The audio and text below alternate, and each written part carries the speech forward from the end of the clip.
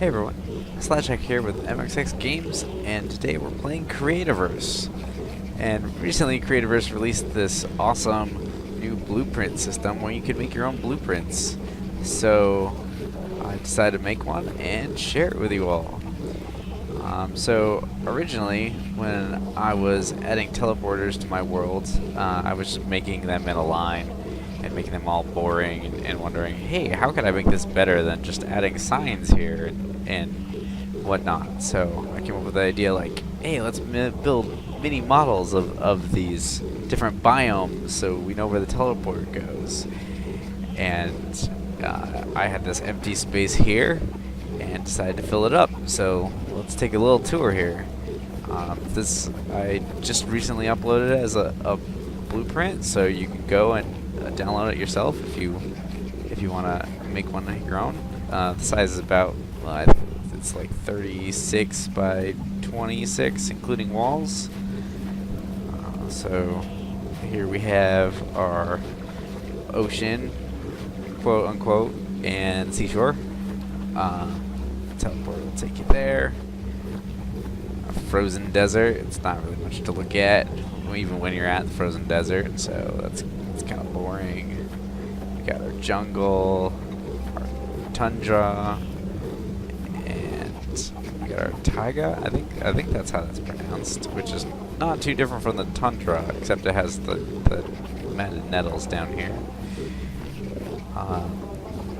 We got our weeping wood for our swamp, our savanna, and I'm pretty proud about these two back here. We have the canyon going on here,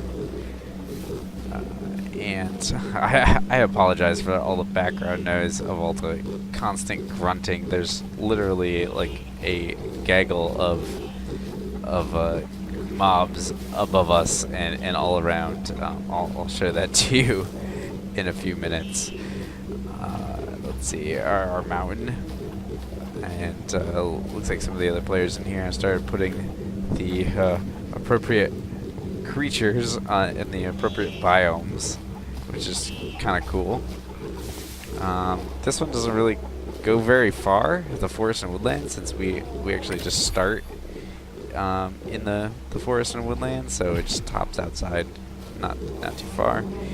And I think this is one of the furthest ones, our nice autumn forest with our 3 trees here. So makes it just a quick jump away, so I can get whatever I need. If I need to go fight a trog, and just run to the canyon. Or this doesn't include the mines. I have a different system for that.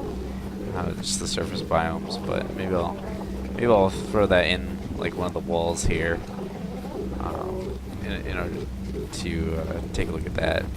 It's lit up by these nice gas lamps, which I discovered were actually the brightest of the different lighting, so that you don't really have to worry about adding too many torches. So there was an extra torch there.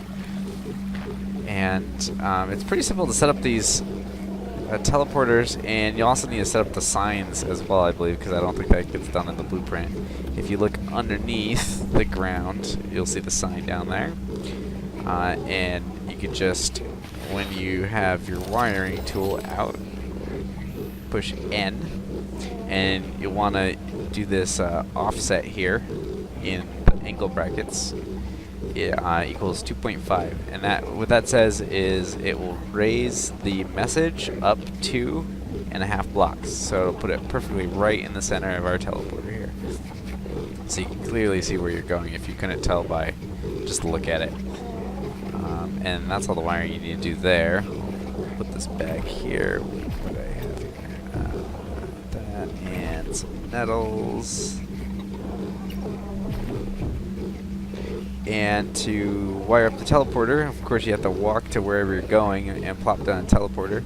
And then if you've never used a teleporter before, or set them up, if you push F on a teleporter, it will have you input a code for this teleporter, and then a code where this teleporter goes to.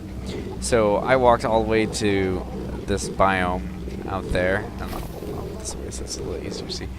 So I walked all the way to the biome, and I usually like to just pick up something that's in the biome to make the code from. So here's some actually matted nettles that you see down here. So I grabbed, make sure you grab 9 of them, and I just filled in this portal code on the end that I left out there. Well, actually, I'll take you there in a second. And then brought the other 6 matted nettles back to this teleporter in here and plopped them in. So that means that, you know, down here where this teleports to, I'm going to find a matching code of matted nettles, all 3 matted nettles, and head out and go to that. And I usually just put this one the same thing. It's not necessary. I actually have the, if you want it to come back here, you'll actually need 12 matted nettles, and you'll just fill in the other teleporter like that. But I have the bottom, you know, teleports to blank, so all of my teleporters actually come back to this single teleporter here. It's a nice way so that I don't have to worry about having a teleporter on the home side to bring me back. But I guess I could just use my touchstone to teleport back. This way, if I forget a teleport code or something like that and I need to get home, I can just blank out the teleport code, and it will always bring me back here. As you can see, there's 14 teleporters pointing here, but this doesn't go anywhere. Alright, so let's actually go take a look at one of these. Yeah, we'll take a minute here. The problem with this teleporter room is sometimes you're walking and you accidentally step into a teleporter and you're like, oh no, I'm somewhere that I didn't want to be, and waiting on a loading screen here. Alright, so you can see I'm quite a bit a ways from my base here. It's a little bit further up here is where my base is. So it's quite a bit of a walk, but I just love this spot right here. It's quite gorgeous.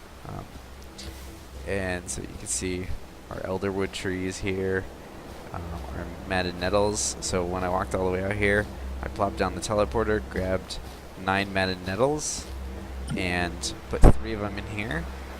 And I just probably walked into the teleporter to go back home.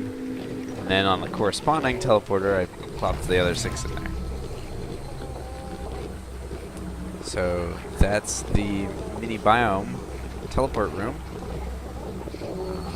It didn't take too much time.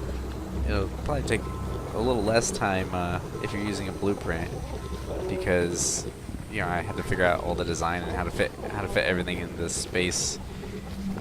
The size is just basically dependent on how much I had for this room. Let's go hop up top and I'll show you what's up there really quick.